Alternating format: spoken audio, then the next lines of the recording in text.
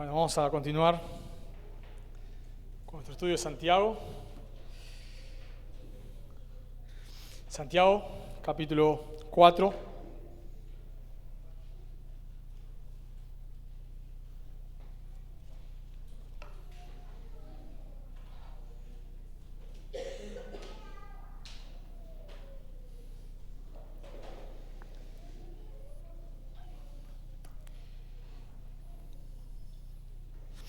Santiago capítulo 4, vamos a estar estudiando versículos 7 al versículo 10. Santiago capítulo 4, versículos 7 al 10, dice la palabra de Dios: Someteos pues a Dios, resistid al diablo y huirá de vosotros. Acercaos a Dios y Él se acercará a vosotros. Pecadores, limpiad las manos, y vosotros, los de doble ánimo, purificad vuestros corazones. Afligíos y lamentad y llorad. Vuestra risa se convierta en lloro y vuestro gozo en tristeza. Humillaos delante del Señor y Él os exaltará. Oramos. Amado Dios, queremos agradecerte por un domingo más en el que podemos exponernos a tu palabra, reunirnos a adorarte, Dios. Por la fe creemos que tú estás en medio nuestro, porque así lo dice tu palabra. Como estamos reunidos, Señor, en tu nombre, tú estás con nosotros, tú habitas en medio de tu pueblo. Y también creemos, Señor, que tú obras por medio de tu palabra, que tu palabra es la espada del Espíritu, Señor, y queremos rogarte que tú la uses en esta mañana. Reconocemos que te necesitamos, que no podemos hacer nada separados de ti, Señor, y queremos esta mañana pedirte, por favor, Dios, que tú estés pastoreándonos, hablándonos y también estés salvando a aquellos que no te conocen. Te lo pedimos en el nombre de Jesús. Amén. Bueno, es precioso la carta de Santiago. A veces salimos de acá con el ojo morado y 2 costillas rotas, pero precioso, es una carta dura, por momentos difícil, que nos confronta, pero también nos ayuda a revisar varios conceptos, una carta práctica, y creo que uno de los conceptos que nos va a ayudar a revisar en esta mañana es el concepto del arrepentimiento. ¿Qué es el arrepentimiento?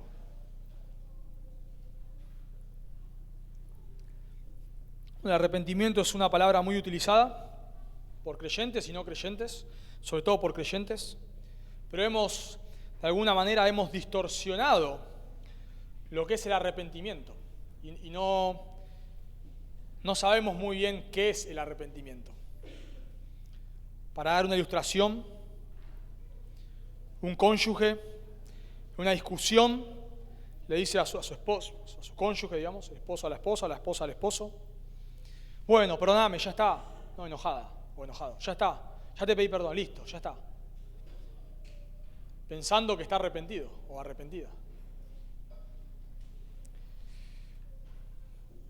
Un cónyuge le dice al otro: bueno, perdóname, mientras le da la espalda y se va al cuarto enojado.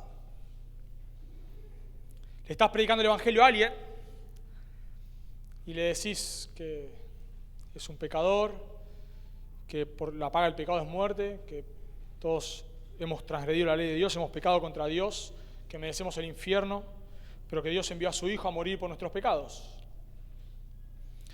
Que Él murió, Jesús es Dios hecho hombre, murió en la cruz, resucitó al tercer día, y que debemos arrepentirnos y creer en Jesús. Y la persona te responde: yo me arrepiento todos los días, mientras fuma un pucho y toma whisky. Yo me arrepiento todos los días, y sigue fumando. Un joven cae en inmoralidad, llora por el pecado, dice estar arrepentido, para las pocas horas, minutos quizás, volver a practicar lo mismo. Entonces, ¿qué es el arrepentimiento? Dice un autor, Harry Reeder, dice lo siguiente: existen 2 maneras de responder cuando hemos pecado. Podemos cubrir o confesar. Una de las principales formas en que cubrimos es pensando o refiriéndonos a nosotros mismos como las víctimas de los errores de otros. Pero ya sea que decimos tener una, entre comillas, esposa disfuncional, o que, entre comillas, el enemigo me lo hizo hacer, o cualquiera otra técnica para librarnos de la culpabilidad, debemos entender que la bendición de Dios no reposará sobre nosotros hasta que dejemos de ofrecer este tipo de excusas. En otras palabras, el arrepentimiento no es decir perdón solamente, para volver a practicar lo mismo. El arrepentimiento no es solamente sentirse mal, sino que el arrepentimiento es reconocer el pecado, odiarlo y abandonarlo para volvernos a Dios.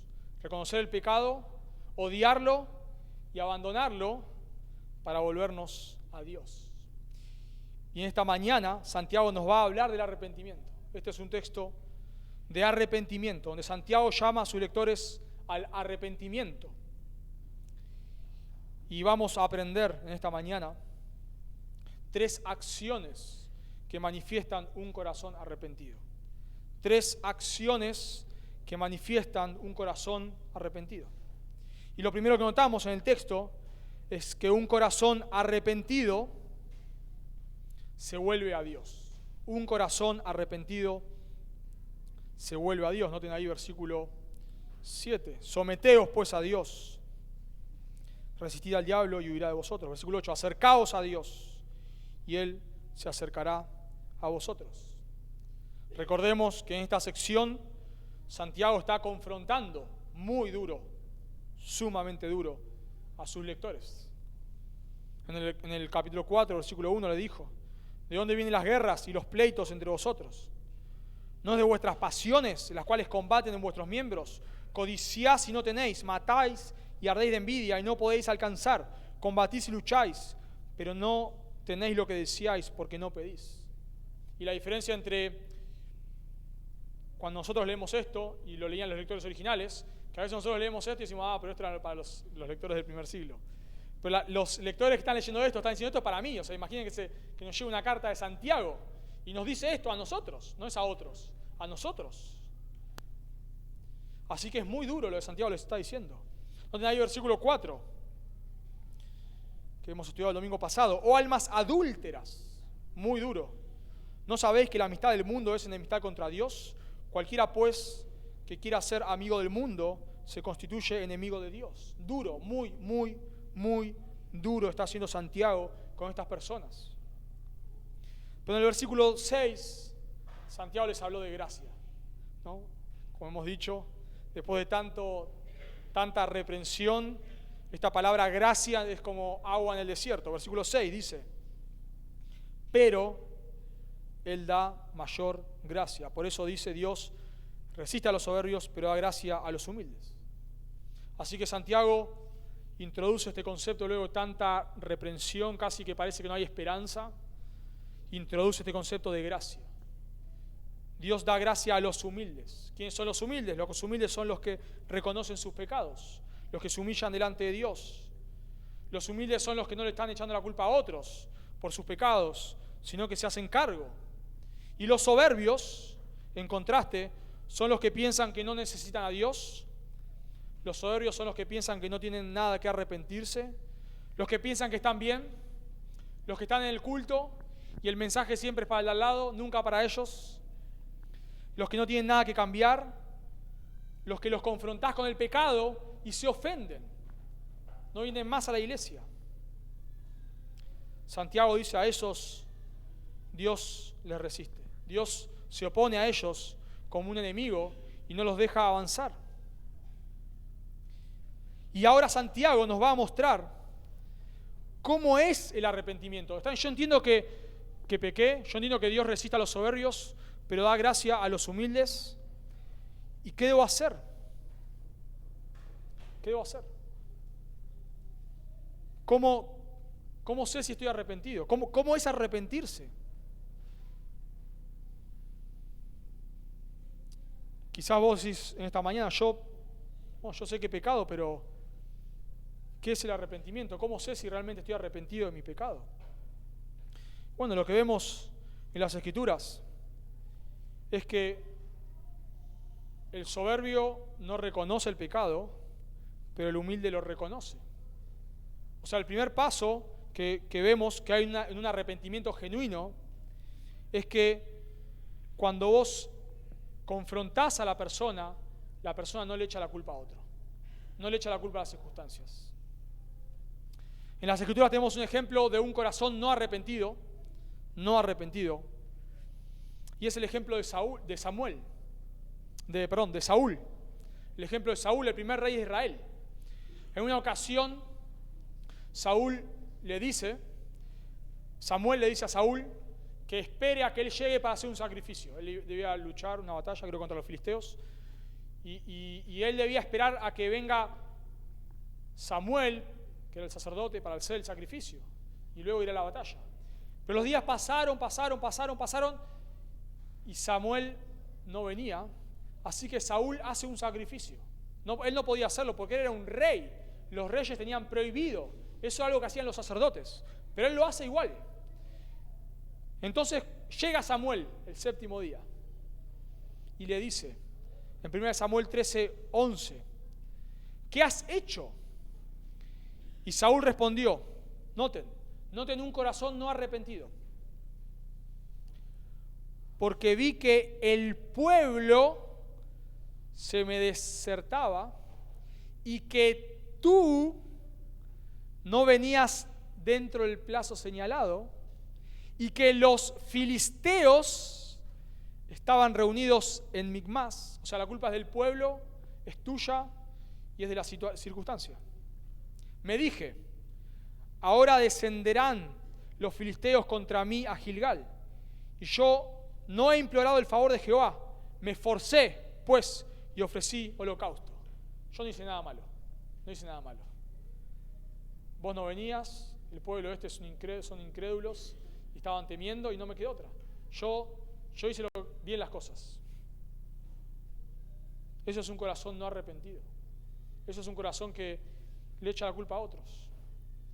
Y vemos otra circunstancia, 2 capítulos después, en 1 Samuel 15,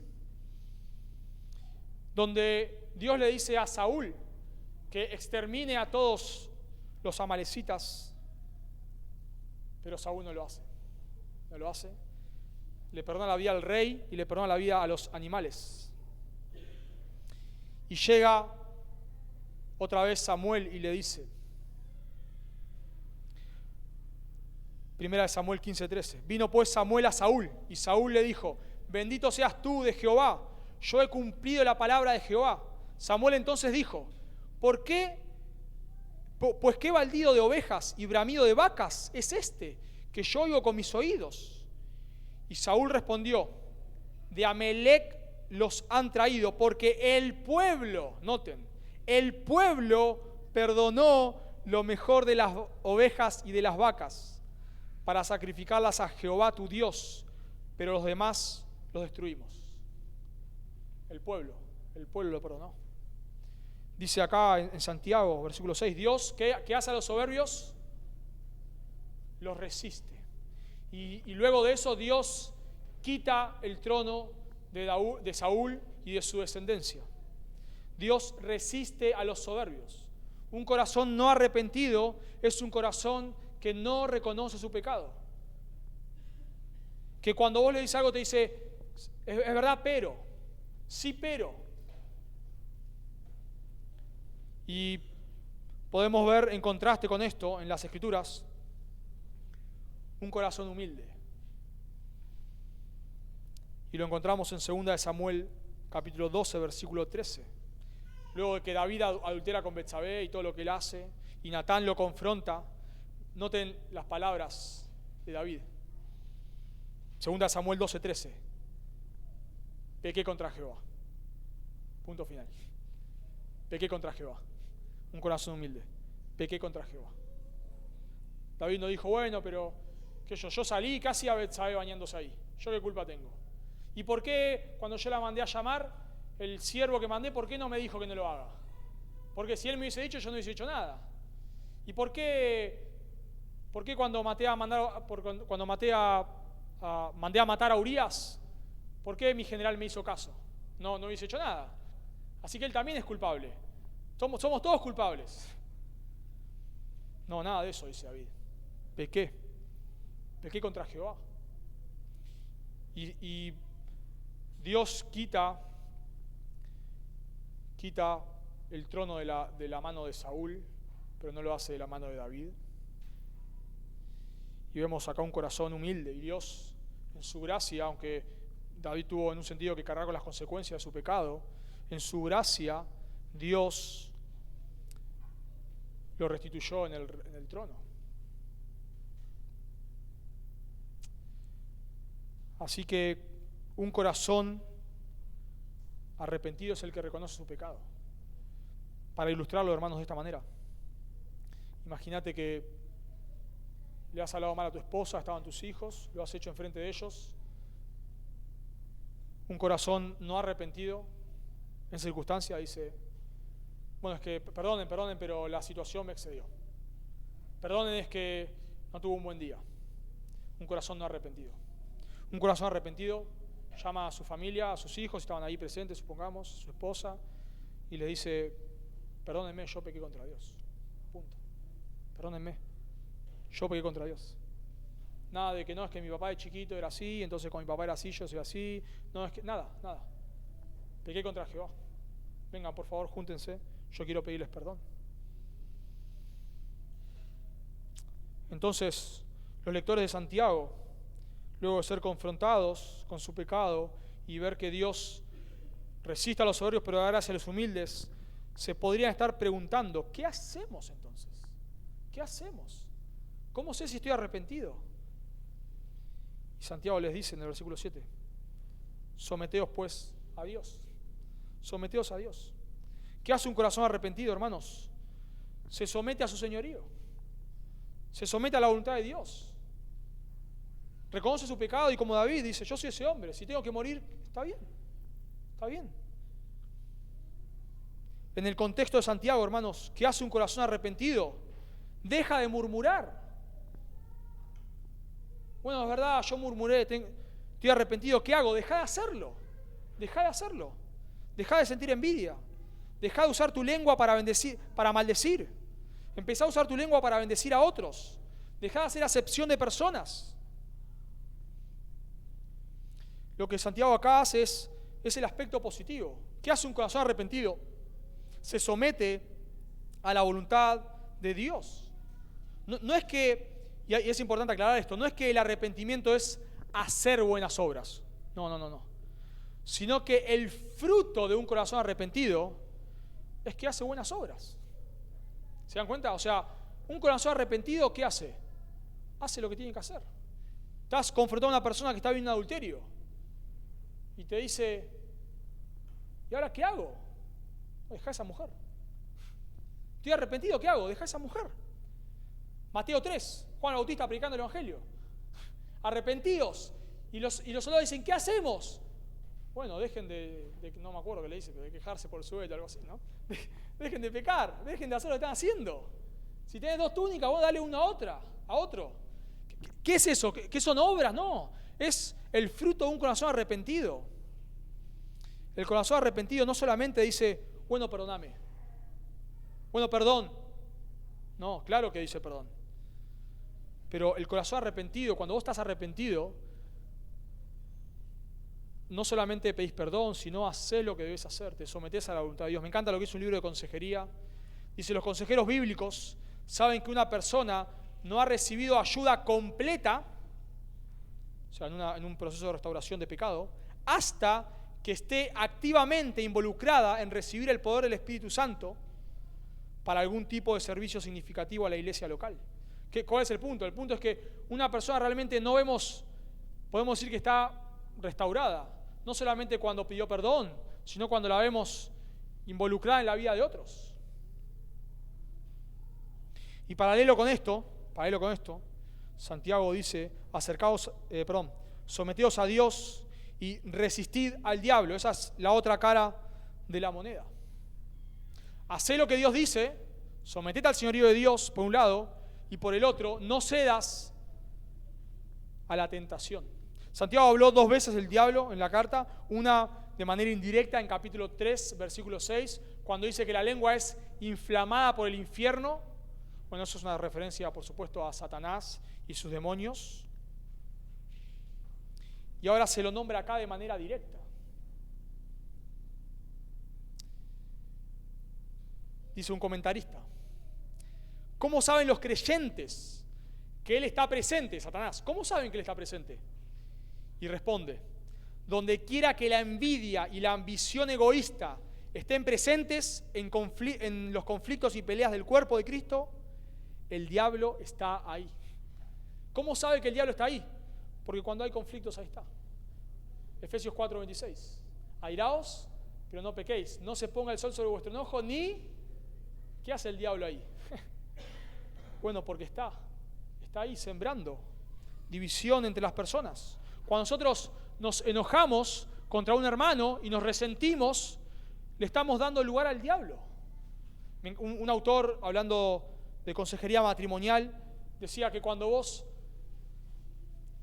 te enojás con tu cónyuge y no lo querés perdonar, no se ponga el sol sobre vuestro enojo, no lo querés perdonar, es como que le estás diciendo al diablo: vení, por favor, pasá a mi casa, sentate acá con nosotros a comer, por favor. Este hombre decía: vos le dirías a un asesino serial: por favor, venga, coma con mis hijos, venga, siéntese, por favor. A un asesino serial practicante, ¿no? No, ni loco le harías eso, ni loco. Bueno, cuando nosotros, en un sentido, no perdonamos, nos enojamos, estamos teniendo esta actitud de celos, de envidia, de cierta manera estamos invitando a Satanás a que entre. Por favor, venga. ¿Y qué va a hacer él? ¿Nos va a ayudar a arreglar las cosas? No. ¿Qué hacemos cuando una iglesia, hermanos, cuando una iglesia empezamos a tener conflictos, envidias, celos, a pelear? ¿Qué hacemos? Le empezamos a dar lugar al enemigo. Y de cierta manera destruye todo. Satanás no puede obligar a pecar, eso está claro, no nos puede obligar. Nosotros pecamos por nosotros mismos. Santiago capítulo 1 que en un sentido somos tentados cuando es de nuestras propias concupiscencias que somos traídos seducidos. Claro que sí, pero Satanás usa lo que a nosotros nos tienta. Entonces, ¿qué debemos hacer en este texto? Debemos resistir al diablo. Si estás sintiendo envidia de otros, debes luchar con eso, debes resistir. Si estás te ves tentado a decir algo malo de alguien, ¿qué debes hacer? Debes resistir. El punto, hermanos, de someteos a Dios y resistir al diablo, lo cual son las dos caras de la misma moneda.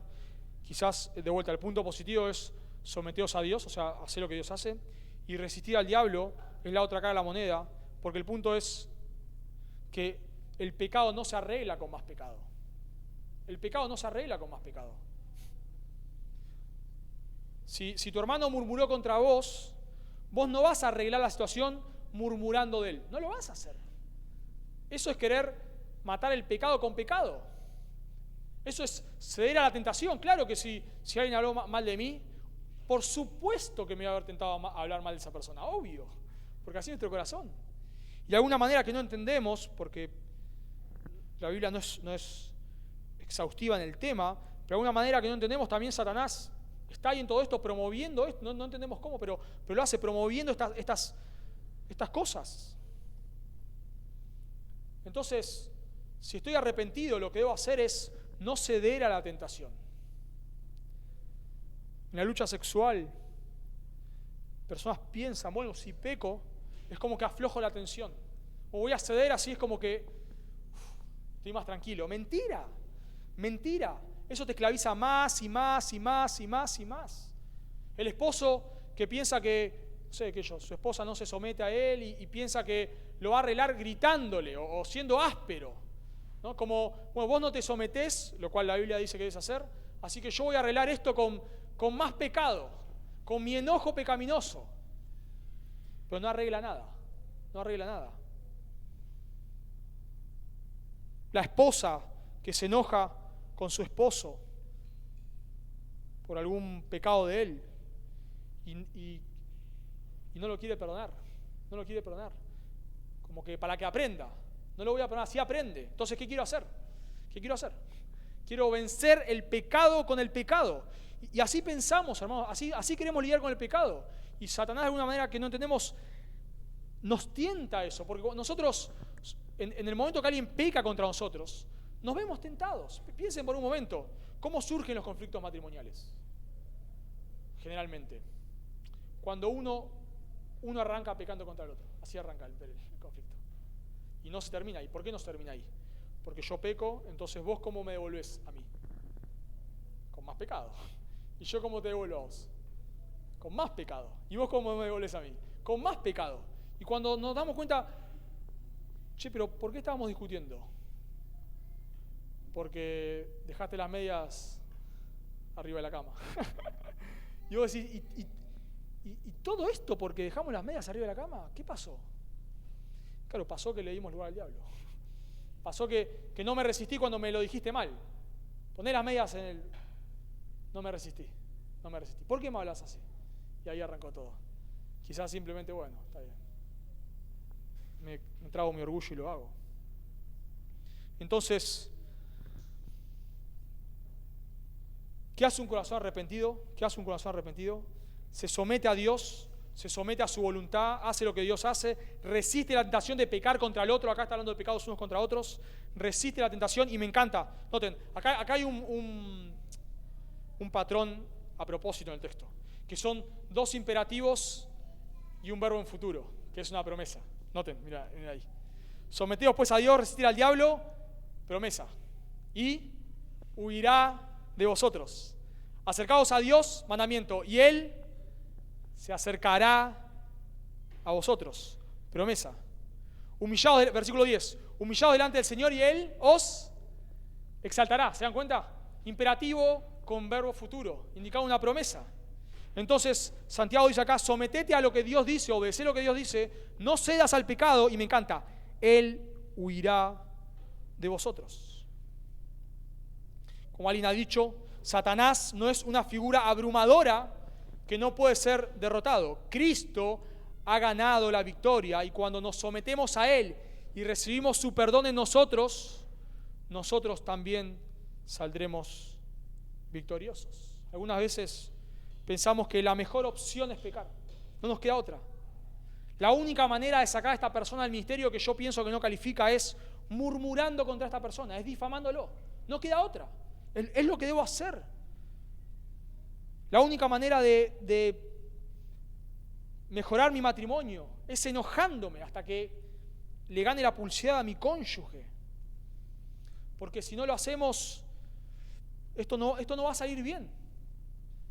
Esto no va a terminar bien, mi matrimonio va a terminar mal. Yo tengo que enojarme, porque si no, esto va a terminar mal. No lo hagas. A veces pensamos que, de vuelta, la única opción es pecar. La única manera que yo puedo arreglar esto es murmurando. La única manera. Y te ves tentado, y a veces nos pasa a todos nosotros. La tentación parece que nos aplasta y vos te estás sometiendo a lo que Dios dice. Estás tratando de resistir y todo es peor. Y cada vez más personas hablan mal de vos. Y vos te mordés la lengua y cada vez más. Y parece que más personas se van sumando a esta murmuración y vos te estás ahí mordiendo la lengua y decís, no, tengo que pecar yo también, tengo que murmurar. Pero Santiago dice, no lo hagas. Resistir, y en algún momento la tentación se va. No la situación mala, pero la tentación se va, la tentación afloja. ¿Cómo se arreglan muchas discusiones en un matrimonio? A veces simplemente, hermanos, cerrando la boca y clamando a Dios por gracia. Clamando a Dios por gracia. Y Él huirá. Y una vez la dejaste pasar, no que guardar esta amargura, la dejaste pasar y no respondiste mal, y otra vez lo mismo, y otra vez, y todo va mejorando. Y en una iglesia lo mismo. Y no digo nada, y me veo, y no murmuro, y lucho con mi envidia, y tengo celos, pero no digo nada, y lucho. Y al principio parece que eso me consume, pero no lo hago, y con el tiempo todo va aflojando. Así todos creo que en alguna ocasión hemos vencido patrones de pecado. Siento que esto me va a aplastar, pero no cedo, en gracia del Señor, ¿no? Por supuesto, fortaleza del Señor. No cedo y en algún momento afloja. Huirá de vosotros. En algún momento, cuando dejamos de murmurar entre nosotros y de quejarnos, las cosas en la iglesia empiezan a mejorar. El clima empieza a mejorar. Empieza a haber otro espíritu, no sé cómo decirle. No sé. Bueno. Noten el otro imperativo: acérquense a Dios. Acérquense a Dios. Esta no es una cercanía geográfica, sino es una cercanía espiritual. Dice alguien, acercarse a Dios no es una actividad mental o emocional para Santiago, al contrario, es una respuesta práctica a Dios. Y Santiago está haciendo acá lo que hacen los profetas del Antiguo Testamento. Está llamando al pueblo al arrepentimiento. Algunos piensan que Santiago es como, tiene un estilo profético, ¿así? No en el sentido de que profetiza como Apocalipsis, como Juan en Apocalipsis, sino profético en el sentido de que hace lo que hacen los profetas, llama al pueblo al arrepentimiento. Porque Santiago está haciendo acá lo que vemos, por ejemplo, en Zacarías. Zacarías capítulo 1, versículo 3 dice, diles pues, Dios le dice al profeta, que le diga al pueblo, diles pues, así ha dicho Jehová de los ejércitos, volveos a mí, dice Jehová de los ejércitos, y yo me volveré a vosotros. ¿Se dan cuenta? Volveos a mí y yo me volveré a vosotros. Acercaos a Dios y Él se acercará a vosotros. Isaías 55:7. Deje el impío su camino y el hombre inicuo sus pensamientos. Vuélvanse a Jehová, el cual tendrá de él misericordia. Y al Dios nuestro, el cual será amplio en perdonar. Volveos a Dios, acercaos a Dios y Él se acercará a vosotros.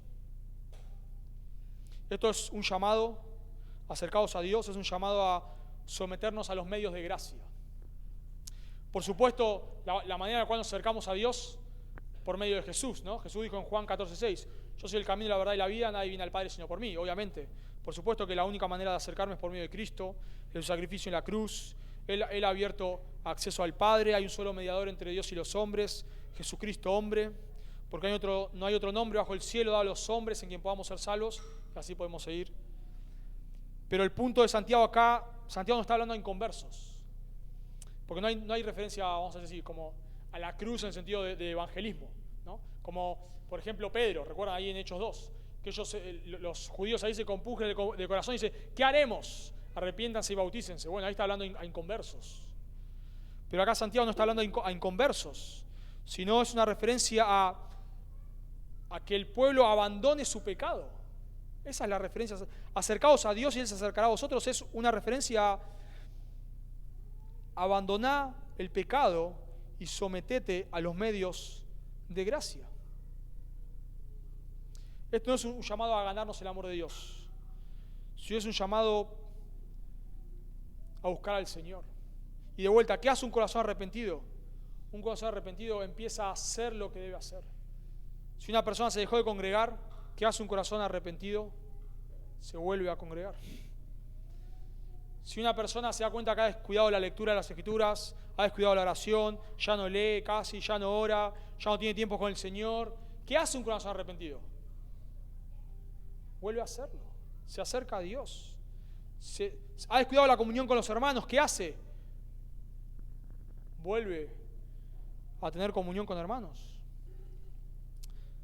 De vuelta, confesar el pecado o el arrepentimiento es confesarlo, pero luego hacemos lo que debemos hacer. Y noten la promesa, Él se acercará a vosotros. Es paralelo esto a lo que dijo antes. Someteos a Dios, resistid al diablo y Él huirá de vosotros. Acercaos a Dios y Él se acercará a vosotros. Y esta es una promesa fundamental. O sea, Santiago está hablando acá ya no tanto de lo que Satanás hace, que va a huir en la tentación, sino está hablando de lo que Dios hace, que Él se acercará. Y yo creo, hermanos, que quizás cuando leemos esto así rápido no nos damos cuenta de la relevancia que tiene lo que dice Santiago acá. Porque esta es una promesa fundamental para alguien que ha caído. Es una promesa fundamental. Una persona que se ha alejado de Dios, un creyente estoy hablando, que ha descuidado su comunión con Dios, se pregunta, ¿será que Dios todavía puede perdonarme? ¿Será que habrá perdón para mí? He murmurado, he hablado mal de otros, he tenido envidia y ahora Santiago me está confrontando y yo me pregunto, ¿habrá perdón? ¿Habrá posibilidad de que Dios me vuelva a aceptar? Por años no te has congregado, has tomado malas decisiones, estás viendo las consecuencias de esas decisiones y te preguntás, ¿será que todavía hay perdón para mí? ¿Será que Dios me puede perdonar? ¿O ya está todo perdido?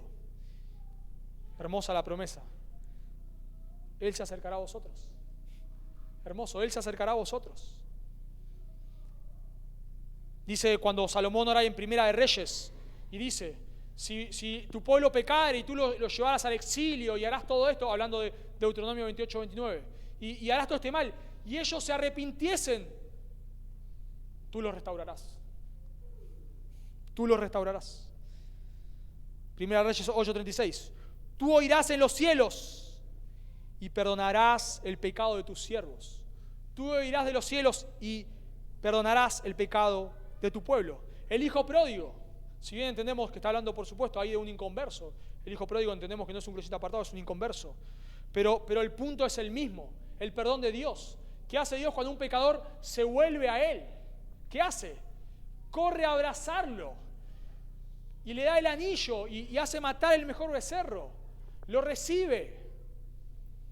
Mucho más aquellos que ya hemos puesto nuestra confianza en Cristo. Nos preguntamos, ¿hay esperanza? ¿Habrá esperanza todavía para mi matrimonio? ¿Habrá esperanza todavía para mis hijos? ¿Habrá esperanza para esta iglesia? ¿Habrá esperanza para tal situación? ¿Habrá esperanza? ¿Habrá esperanza? ¿Será que Dios todavía puede perdonarme?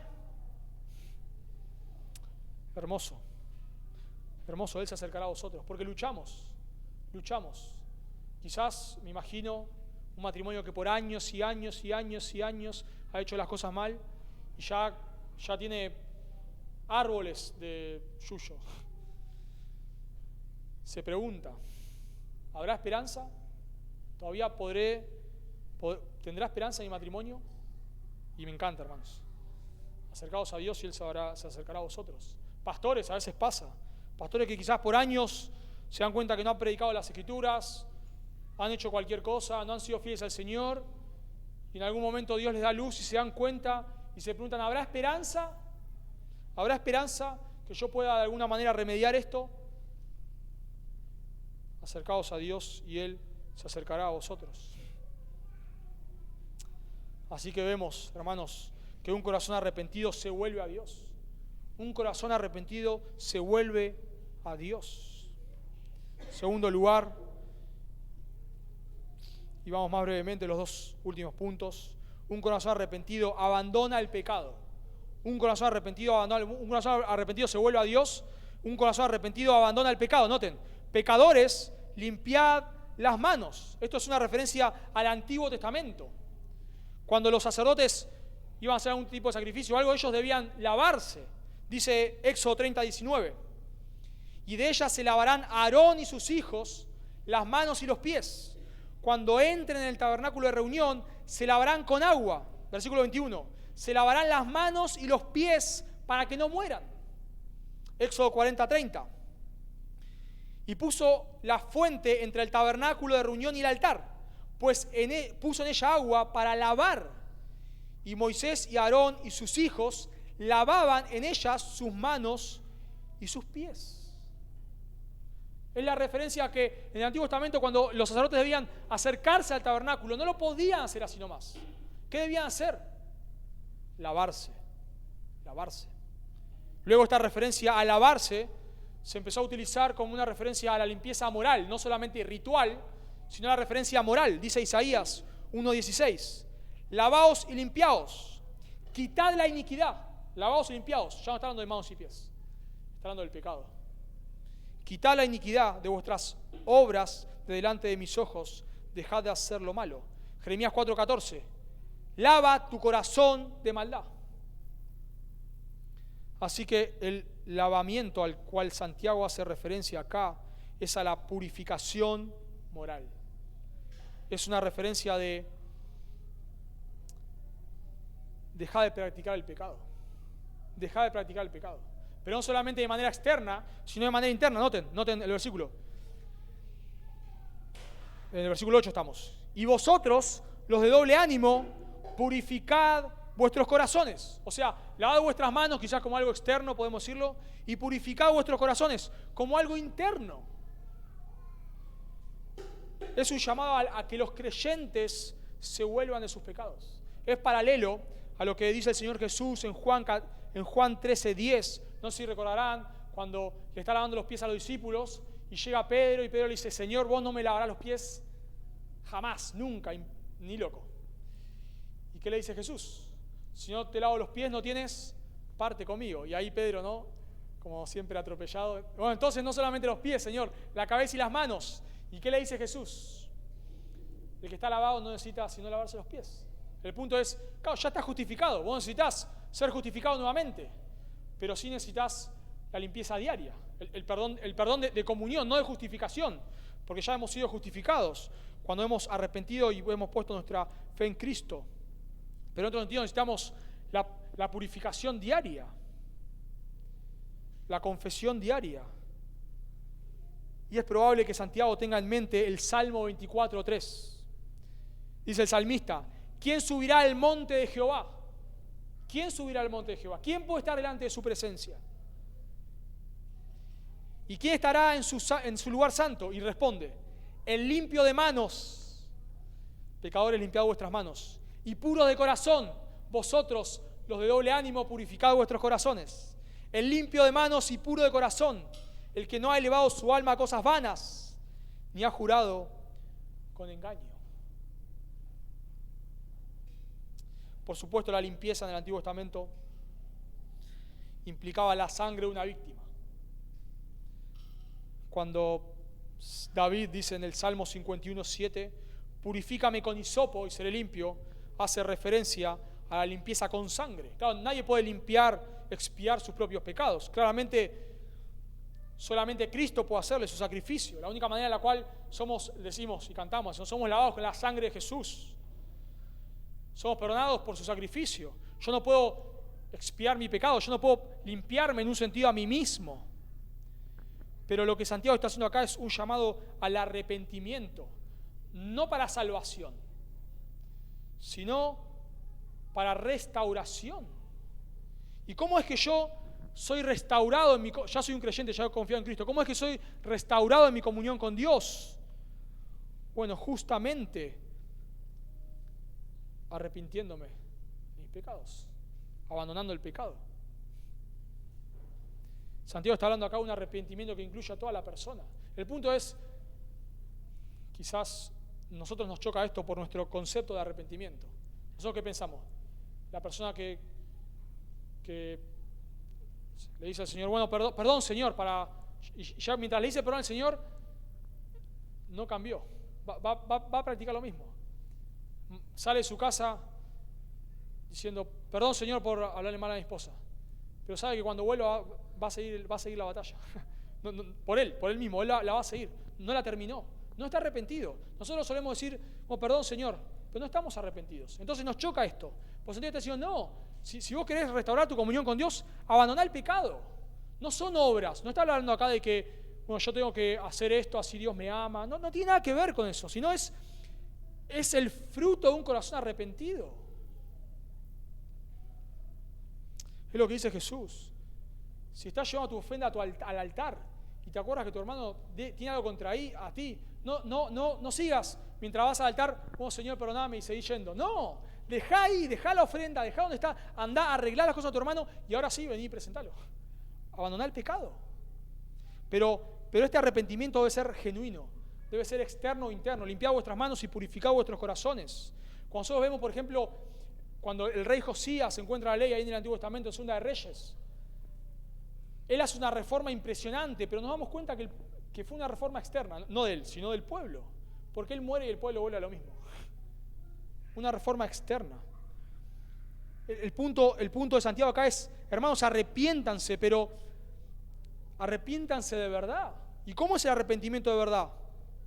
Es el arrepentimiento que se vuelve a Dios de todo corazón. Es el arrepentimiento que hace cambios perdurables. Que tu arrepentimiento no venga de un sermón motivacional. Que no venga de que, bueno, yo me confronté con tal pecado, no estoy leyendo la Biblia, bueno, mañana me pongo el despertador 6 de la mañana, lunes, martes, miércoles, jueves ya está. Jueves a las 7, viernes a las 8, sábado duermo, ya el lunes ya no lo pongo más. No, hacé cambios perdurables. Volvete al Señor de todo corazón. Entonces vemos que un corazón arrepentido se vuelve a Dios. Un corazón arrepentido abandona el pecado de vuelta, no como obras que tengo que hacer para que Dios me ame, sino como la manifestación. Nosotros debemos entender algo, hermanos. El arrepentimiento es algo que Dios da y es algo interno, pero que se evidencia. Ese es el punto. ¿En qué se evidencia? Bueno, en estas cosas. En que se vuelve a Dios y en que abandona el pecado. La tercera característica de un corazón arrepentido es que un corazón arrepentido se humilla delante de Dios. Un corazón arrepentido se vuelve a Dios, abandona el pecado y en tercer lugar se humilla delante de Dios. Nota en versículo 9. Afligíos y lamentad y llorad. Vuestra risa se convierta en lloro y vuestro gozo en tristeza. Dice un comentarista, el primero, afligíos, se refiere a una profunda angustia y miseria inducida por una terrible tragedia. Aquí el pecado que te ha alejado de Dios. El segundo, lamentad, llama a un periodo de duelo público por esa separación. Y el tercero, llorad. Y el tercero es el fuerte llanto real causado por el duelo. Los tres son casi sinónimos y exigen un nivel de arrepentimiento público que se hace evidente. No es suficiente, me encanta esto, no es suficiente lamentarse en privado. El arrepentimiento privado debe convertirse en colectivo. Santiago está pidiendo un avivamiento. Vemos en el Antiguo Testamento cuando las personas se arrepentían, era público. Por ejemplo, leemos en Jonás 3, Jonás va a predicar ahí a Nínive, a los asirios, y les dice en 40 días, creo que eran 40, esta ciudad va a ser destruida. Y dice Jonás 3:6. Y llegó la noticia hasta el rey de Nínive, un pagano era él, hasta el rey de Nínive. Y se levantó de su silla, se despojó de sus vestidos, y se cubrió de cilicio y se sentó sobre ceniza. E hizo proclamar y anunciar en Nínive, por mandato del rey y de sus grandes, diciendo: hombres y animales, bueyes y ovejas, no gusten cosa alguna, no se les dé alimento ni beban agua, sino cúbranse de cilicio hombres y animales, y clamen a Dios fuertemente, y conviértanse cada uno de su mal camino, de la rapiña que hay en sus manos. Arrepentimiento público de una nación. Nadie coma, nadie beba, vístanse de cilicio, ustedes y sus animales. Arrepentimiento público. Cuando una persona está arrepentida, hermanos, nos damos cuenta cuando un corazón está arrepentido porque no mide las consecuencias en este punto. No está pensando, bueno, si yo confieso esto, ¿qué va a pasar? Si yo confieso que estoy sumergido en la inmoralidad, ¿qué va a pasar? Si yo le confieso a mi hermano o hermana que estoy leyendo la Biblia, ¿qué va a pensar de mí? Si yo le confieso a tal hermano que he murmurado de él, ¿qué va a decir? ¿Qué va a pensar si yo le cuento a alguien que mi matrimonio no está bien? ¿Qué van a pensar de mí? A un corazón arrepentido no le importa. No le importa. Si yo cuento que lucho con este pecado, ¿qué va a pensar los miembros de la iglesia? No le importa. No le importa cómo queda contra otros. Cito una ilustración, hermanos, de nuevo de este pastor, Harry Reeder. Me encanta, él dice lo siguiente, hablando del arrepentimiento. Él dice: a comienzos de mi ministerio de predicador, estaba preparando un sermón sobre 2 Corintios 7. que habla del arrepentimiento que viene según Dios, ¿no? El pasaje sobre el arrepentimiento que antes mencioné. Mientras lo iba estudiando, vino a mi memoria un pecado que había cometido hacía 2 años mientras estaba en la universidad. Recuerdo haber estado tomando un examen de griego y estaba luchando con un tema de traducción en particular, cuando se levanta el compañero de enfrente mío para sacarle punta al lápiz. Ahí estaba la respuesta que necesitaba, justo al frente mío, dice este pastor. Fue así que copié la respuesta en mi hoja de examen, la entregué al final de la clase y seguí adelante con mi vida. Sin embargo, el Señor lo estaba trayendo a mi memoria, sabiendo que en este momento estaba siendo probado, una prueba de integridad, una prueba de arrepentimiento. ¿Pondría en práctica los principios que estaba aprendiendo del texto y me prepararía para predicarle a esa congregación? ¿O me pararía delante de ellos como un hipócrita? ¿Qué iba a hacer? Noten lo que dice. Gracias a Dios, dejé de lado mis apuntes sobre mi escritorio y me dirigí hacia la universidad que estaba cerca para ver al profesor que enseñaba esa materia. Le conté lo que había hecho, de cierta manera, esperando que me dijera que estaba bien y me dejaba ir. Sin embargo, me dijo, bueno, tú sabes cuáles son las consecuencias. Mientras buscaba los registros de ese año hasta encontrar el mío, me había dado una nota 0 en mi examen, la que volvió a calcular con las notas de todo el curso, pasando de bueno a reprobado. Oramos juntos y salí dando saltos de alegría de ese lugar, sintiéndome como si se me hubiera quitado todo el peso del mundo sobre mis hombros. No tan solo me había arrepentido y me habían perdonado por mi pecado, sino que también lo había podido restituir. ¿Se dan cuenta? Eso es un corazón arrepentido. No le importan las consecuencias, no le importa lo que otros piensen. Y eso es el punto de Santiago acá. Su risa se convierta en lamento y su gozo en tristeza. Probablemente citando el Sermón del Monte. Bienaventurados los que lloran, porque ellos recibirán consolación. Si tu pecado no te duele, no hay arrepentimiento. Si estás pecando y encima haces bromas, no estás arrepentido. Si estás pecando y encima te excusás, no estás arrepentido.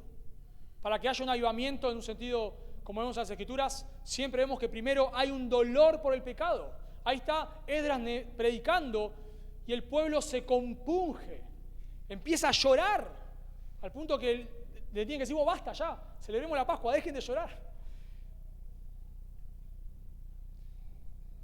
Cuando una persona está arrepentida, en un sentido su arrepentimiento es público. Y hay momentos, hermanos, donde nosotros necesitamos llegar a nuestras casas, necesitamos a veces ser consolados, necesitamos a veces, venimos acá afligidos, ser consolados y escuchar del perdón del Señor y es hermoso, pero a veces necesitamos irnos llorando por nuestro pecado. Necesitamos llegar a nuestras casas y llorar delante del Señor, confesar nuestros pecados, para que entonces sí podamos encontrar el gozo del perdón. Bienaventurados los que lloran, porque ellos recibirán consolación. A veces necesitamos eso, hermanos. Y ese es el punto de Santiago.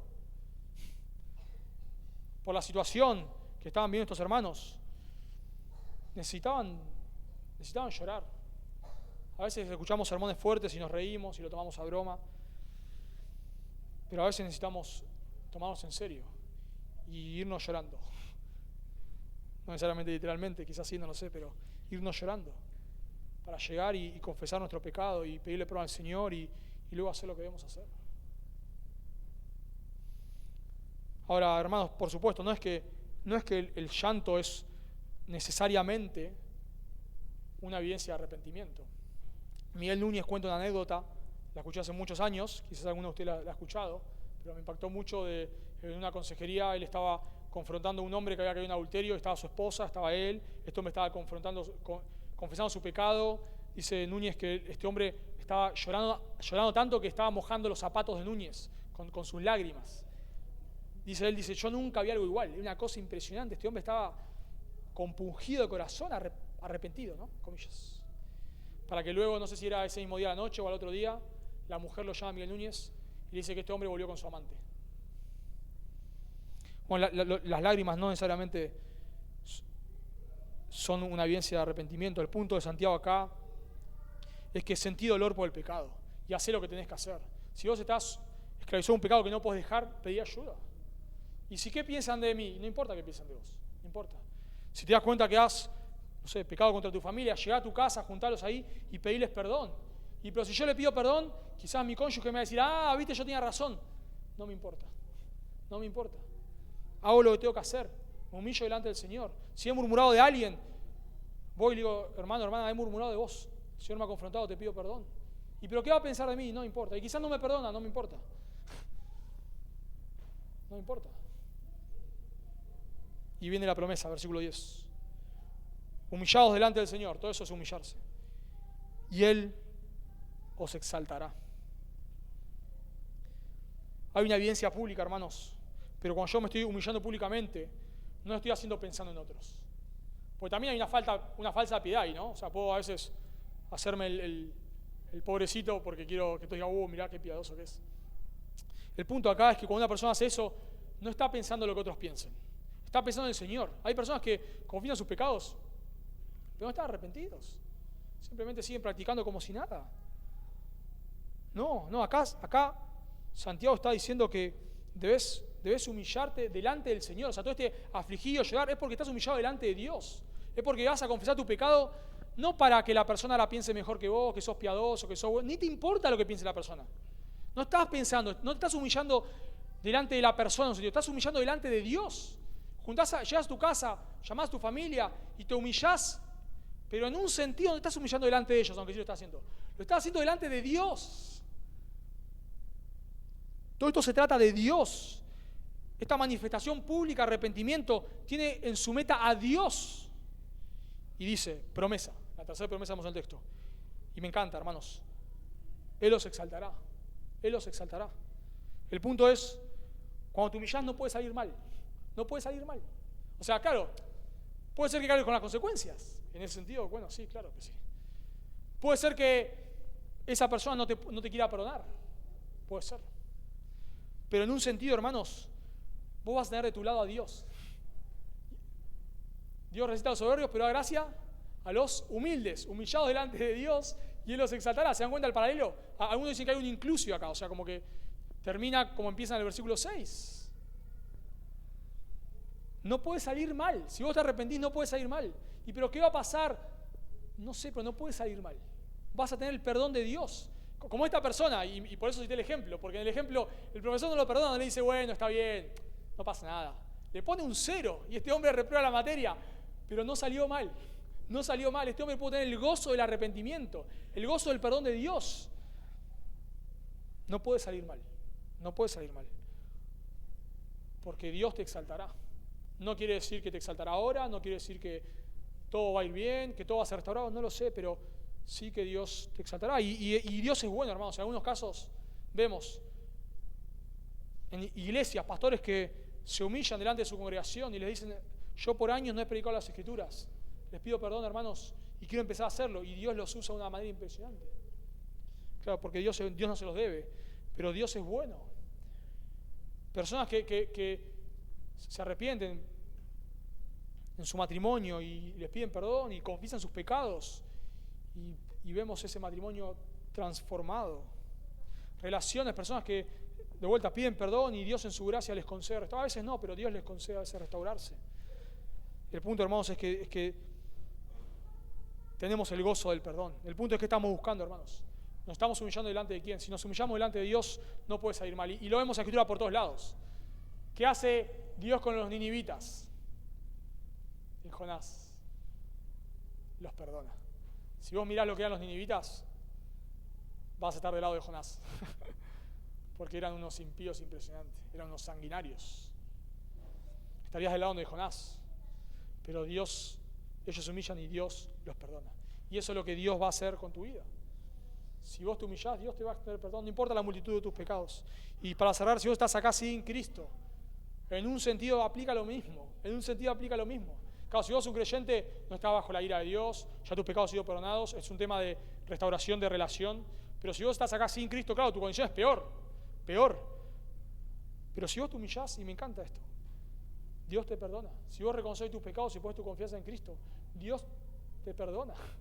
Y ahí lo vemos al hijo pródigo. ¿Qué dice el hijo pródigo? Ya metí la pata, ¿hasta dónde?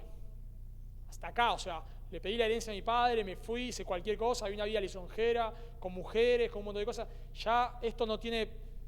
Voy a volver y le voy a decir, Padre, haceme como uno de tus jornaleros. Pero ¿qué hace el padre que representa a Dios? ¿Qué hace? No le llega a decir nada a este hombre, nada. Porque el padre sale, corre, lo abraza, lo besa, lo restituye. Eso hace Dios.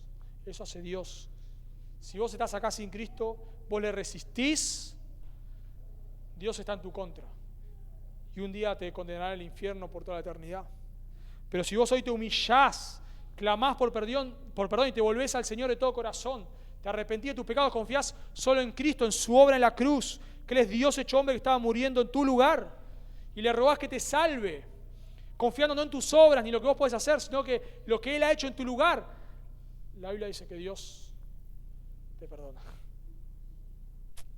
Oramos. Señor, damos gracias por tu palabra, por tu perdón, Señor. Tú eres maravilloso, tú eres amplio en perdonar. Como cantábamos, Dios, nuestras faltas son muchas, tu gracia es mayor. Tengo un refugio, Señor, en tempestad, cuando mi pecado acusa, Señor. Tu gracia aún me acepta. Gracias, Padre, por el perdón que tenemos en Cristo. Gracias, Señor.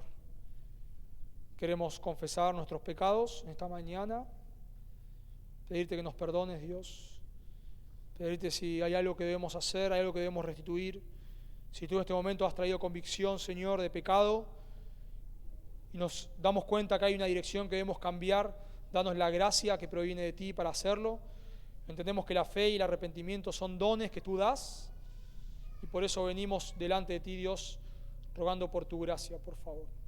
Y aún, Señor, te pedimos, si hay alguien aquí que está muerto en sus delitos y pecados, que no te conoce, rogamos, Dios, que tú le des fe y arrepentimiento. Rogamos, Señor, que esta persona pueda correr a ti para salvación, Dios. Por favor, quebranta su corazón, Señor. Te lo pedimos en el nombre de Jesús.